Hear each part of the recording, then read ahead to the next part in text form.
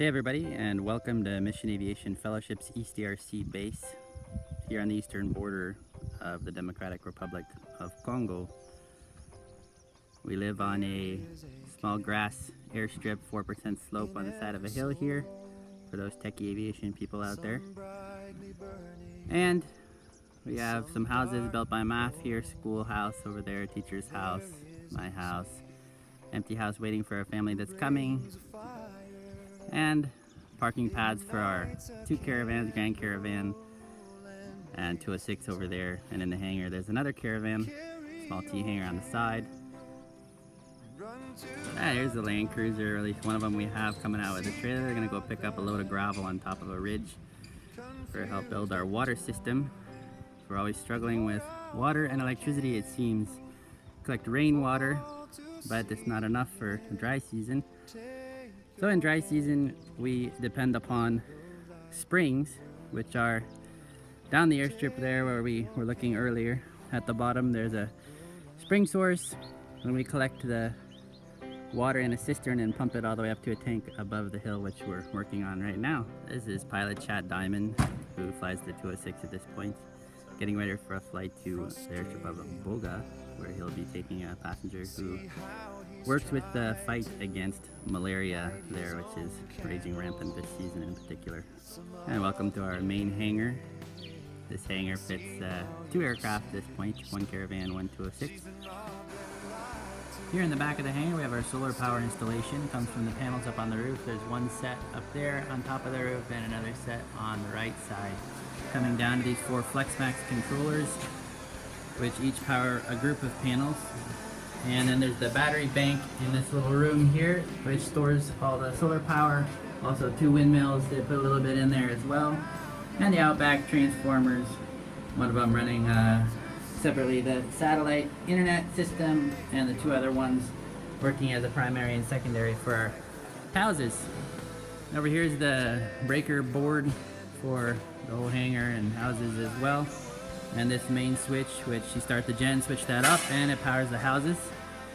Over here is the generator room, which is the main point of this whole thing, is to show you our generator and see if you'd be willing to help us ship a new one to us here in Congo.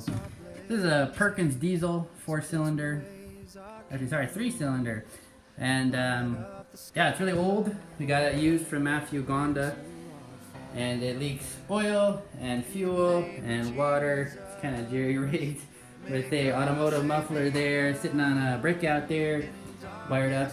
Can't weld on it anymore, it's just too old and rusty. And most of the gauges don't work anymore, despite our efforts of trying to fix them. The wiring's kind of messed up inside, but we bypassed most things and still works, but it's only 20,000 watt, I think it is, and just doesn't provide enough power for us to run the whole base and the houses and the wood shop and everything, including the air compressor here, which has a hard time turning on as well in the morning when the generator is trying to run our houses, which I'll show you in a bit, as the gen does our water heaters and our water towers. So without the gen working, we can't have water in the houses, and also warm water for showers or anything like that. Alright, welcome to the office. Obviously takes a lot of power. We have radios, printers, multiple computers, laptops. This is Leela, our local bookings officer. He's the best. Say hi, Leela. So he spends a lot of time on the computers, and when the power's down, we can't do bookings for our flights. Chad again, working on something. What are you working on, Chad? Checking emails and waiting for a passenger. Nice. Alright, so here we are in the pantry of our house. Each pantry has a setup with a generator meter and then a solar meter and a circuit board there. There's also the FM radio hanging there that runs off another solar panel with a battery for emergencies, so it's separate from our normal electric system in case that goes down, which it does frequently. And here's the water heater, so pretty much when the generator turns on, the water heaters automatically turn on, which is what gives us any hot water, and it takes a lot of wattage to run water heaters in each house. There's the five, 6 houses down here with water heaters that turn on then So that's what takes a lot of the power from the gen. Alright, so here's our water tower. Like I was saying, water comes from the roof gutter system down into a collector on the side. Over here, through piping, there's a collector, and then it comes down to the ground into the cistern. Then when the generator turns on, it pumps through this pipe, through the electric pump in each of the water towers. There's an electric pump that the gen runs automatically with a float valve up into the water tower on the top, which then gravity feeds the whole house. So without the generator, we don't have water in the houses unless you put a backup pump in or run a different generator. So the generator is a really important part of the base, essentially, because most things shut down without it when the power goes out, or the solar system goes out, in other words.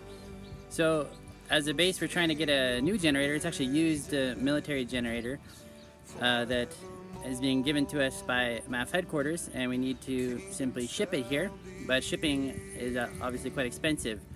So we're looking for help from others. We've created a project at headquarters, which I'll put the link in the post here, and we need another $5,000 in order to ship the generator here. It's probably going to be, well, there's two options. It'll be put either on a boat across the ocean to Mombasa, Kenya, and then on a truck through Uganda to the border of Congo, and then another truck down here. Or it might be flown on a Samaritan's Purse aircraft to Kenya, and then a truck all the way to the border with Congo, and then a truck here as well. So those are the two options, and between the trucking and customs and everything like that, it's going to cost another $5,000 for us to be able to get the new generator here. So I'll show you the gen here in some pictures, the one that's coming, and you can see what you're getting into. Yeah, so here's the new generator. It's a 6-cylinder turbo diesel John Deere 60,000 watt. So it's 3 times the size of the other one. It's really in pristine condition, clean, no leaks. It only has about 1,000 hours on it, which is nothing for a generator. Little doors everywhere, compact. It's on a metal skid ready for shipping as is. And the headquarters was kind enough to paint it for us, the nice John Deere green. So it's being packaged up in the US as we speak, and hopefully will be shipped soon. Thank you to everybody who's already a part of the ministry here in East DRC, and we hope that you'll consider helping us raise the remaining $5,000 to ship the new generator here. Any small gift of 5, 10, 100, whatever the Lord puts on your heart will help us keep the power on and keep the planes going.